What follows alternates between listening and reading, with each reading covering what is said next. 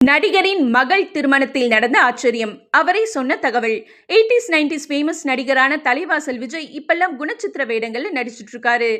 மணிமாறன் இயக்கத்துல தமன் அக்ஷயன் மற்றும் மால்வி மல்கோத்ரா நடிப்புல வெளியாக போற ஜென்ம நட்சத்திரம் படத்திலையும் முக்கிய ரோல்ல நடிச்சிருக்காரு. இத பத்தி அவர் பேசும்போது, சண்டக்கோழி, மகாநதி, மகளிர் மட்டும் உள்ளிட்ட படங்கள்ல நான் சில சீன்கள்ல வந்தாலும் கூட அது இன்னும் மக்களால பேசப்படுது. அதே மாதிரி ஜென்ம நட்சத்திரம் படத்திலையும் சில சீன்கள்ல வந்தாலும் அது பேசப்படும்.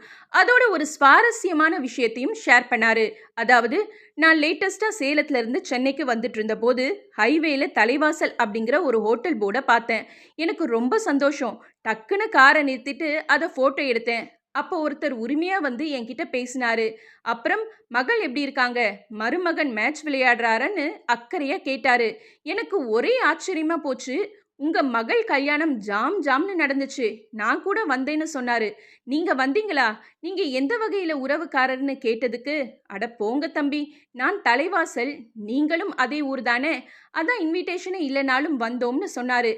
அப்பதான் ஒரு விஷயம் யோசிச்சேன். என்னோட மகள் கல்யாணத்துக்கு 1000க்கும் அதிகமான பேர் வந்தாங்க. அவர்கள்ல சிலர் அன்பின் அடிப்படையில வந்திருக்காங்கன்னு நினைச்சு சந்தோஷப்பட்டேன்னு ஷேர் பண்ணாரு தலைவாசல் விஜய்.